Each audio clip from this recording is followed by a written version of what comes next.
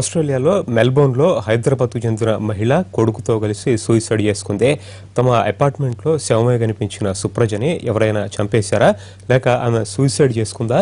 ఏడాది క్రితమే ఆస్ట్రేలియా వెళ్లి అంతలోనే సూసైడ్ చేసుకోవడంతో కుటుంబంలో విషాదం నెలకొంది. సుప్రజది హైదరాబాద్ కాగా శ్రీనివాస్ది నిజామాబాద్ జిల్లాలో ఆర్మూర్. వీరిద్దరికీ 2006లో వివాహమైంది. 4 నెలల బాబు ఉన్నాడు. ఏడాది క్రితమే సుప్రజ ఆస్ట్రేలియాకి వెళ్ళింది. వీరిద్దరూ ఆస్ట్రేలియాలో మెల్బోర్న్లో ఇంజనీర్లుగా పనిచేస్తున్నారు. మరణంపై అనుమానాలు వ్యక్తమవుతున్నాయి. సుప్రజ తాను నివాసం ఉంటున్న అపార్ట్మెంట్ 20వ అంతస్తు నుంచి బాబుతో సహా కిందపడి చనిపోయిందంటున్నారు.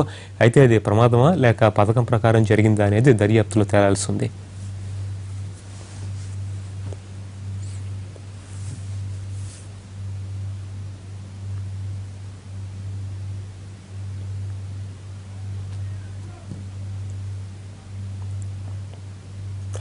సుప్రజ మరణానికి సంబంధించి మరింత సమాచారం మా ప్రతినిధి రాధాకృష్ణ ఇస్తారు. రాధాకృష్ణ, సుప్రజ మరణానికి సంబంధించి వాళ్ళ కుటుంబ సభ్యులు చెప్తున్న సమాచారం ఏంటి? ఎటువంటి సమాచారం అందుబాటులో వస్తుంది?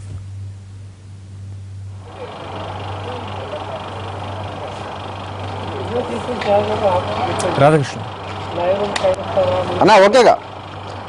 పరితోష్, ఆస్ట్రేలియా మెల్బోర్న్లో చనిపోయిన సుప్రజకు సంబంధించి కుటుంబ సభ్యులు కొద్దిసేపటి క్రితమే మీడియాతో కూడా మాట్లాడడం జరిగింది. ఆమె మృతిపై తమకు ఎలాంటి అనుమానం లేదని కూడా వాళ్ళు స్పష్టం కూడా చేయడం జరిగింది. 6 ఏళ్ల క్రితం శ్రీనివాస్, నిజామాబాద్ జిల్లా ఆర్మూర్కు చెందిన శ్రీనివాస్ తోటి సుప్రజ పెళ్లి కావడం జరిగింది. ఆ తర్వాత 1.5 ఏళ్ల క్రితమే వీళ్ళు ఆస్ట్రేలియాకి వెళ్ళినట్లే కూడా కుటుంబ సభ్యులు చెప్తున్నారు. ప్రస్తుతం మనం రాజేంద్ర రెడ్డి నగర్లో ఉన్న సుప్రజ ఇంటి వద్ద మనం ఉన్నాం. వాళ్ళ కుటుంబ సభ్యులు కూడా కొద్దిసేపటి క్రితమే మాట్లాడారు.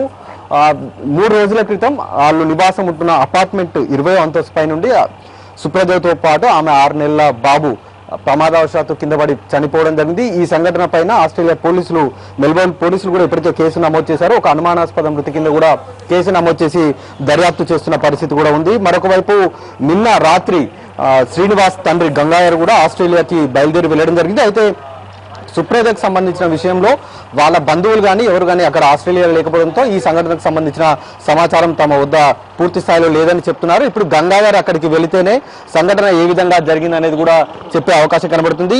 సుప్రజ మేనమామ భాస్కర్ ఈ సంఘటన పైన మాట్లాడడం జరిగింది.